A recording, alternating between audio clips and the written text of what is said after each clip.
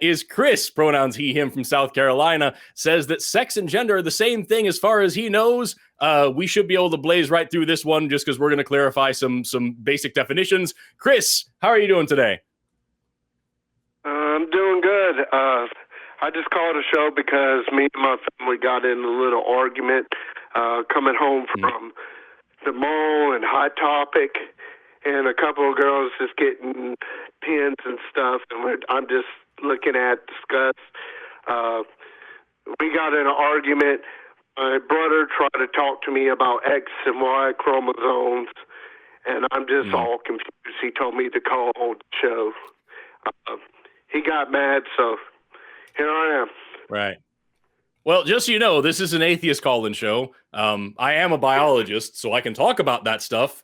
But like we're gonna keep it pretty brief because that's not generally the scope of what we're doing. So like, did you have a particular question besides what it says here on the call? Because I can explain the difference between sex and gender in 2 seconds. But like, if you wanted to get into anything more interesting, I'm happy to.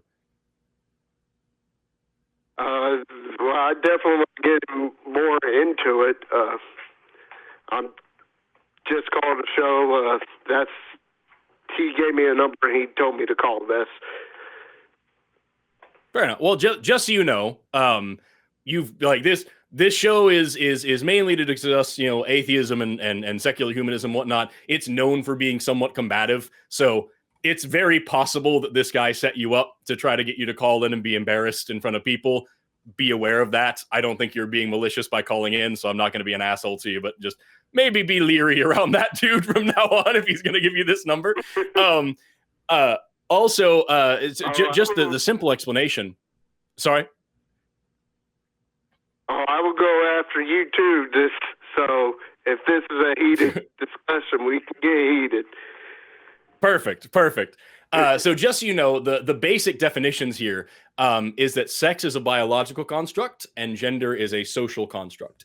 So the difference being, we talk about a sexually reproducing species. Generally speaking, you would have 2 sexes. Not always the case, but whatever. And so we tend to term those male or female. Again, not always the case, but whatever. And this is where you get into all these lines about like chromosomes and hormones and genitalia and this and that and the other. Sex is actually determined by a variety of different factors. More often than not, when we're talking about sex and biology, however, we're talking about gamete size. So if you have lots and lots and lots of little tiny gametes, we call those sperm and we call you a male. And if you have very few large gametes, we call those eggs and we call you a female. Again, there's 1,000,001 exceptions to every rule in biology. There is nothing in biology that's just cut and dry. But that's the long and short of what we talk about when we talk about sex. Gender, on the other hand, is a completely social construct. Gender is a social expression of the expectations of one's perceived biological sex. So gender is something that changes from culture to culture, from generation to generation, from person to person, sometimes from day to day. There are plenty of cultures with more than 2 genders. There are plenty of cultures that have completely different gender norms and gender expectations than we do. There are, subcultures within cultures that have different concepts of gender. The main thing to remember about gender is that you cannot boil gender down, nor can you predict gender from biological sex. It's just a completely different thing. That's totally it's a made up cultural thing. And so this is one of the reasons why the debate around, the people's rights when we talk about LGBTQ plus people, especially trans and non-binary folk, this is why this becomes so tricky, because a lot of the time we use these terms interchangeably.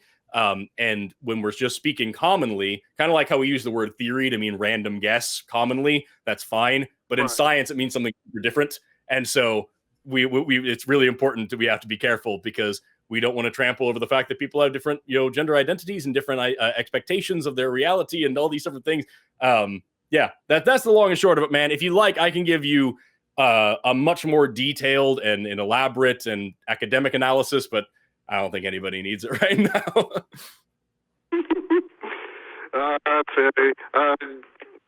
I think I might have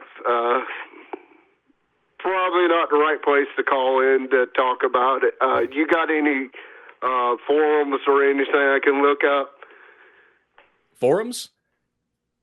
Well, I suggest the archive So we're actually doing a thing now there's a 24-hour live stream of the Atheist Experience, as well as we have a big, giant 20-year archive. So you can scroll through those, or maybe have some tags plus Atheist Experience or Talk Heathen or nonprofits and stuff like that, and that could help steer you in terms of kind of this domain.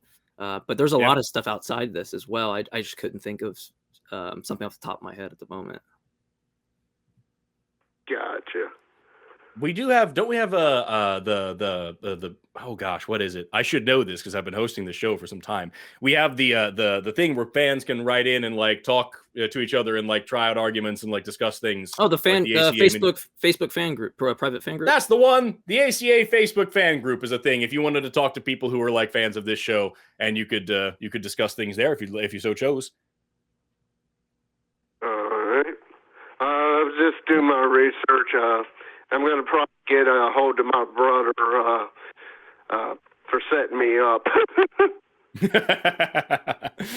Yeah, man. Well, thanks so much for calling in, dude. You seem awfully kind. I hope we can talk about something else someday. Yeah, sure. I'll bring in some Christian apologetics. How about that? I'd love that. Hey, that'll be awesome. All right, Chris. Have an awesome rest of your day. Don't get me too happy. Take care. Bye-bye.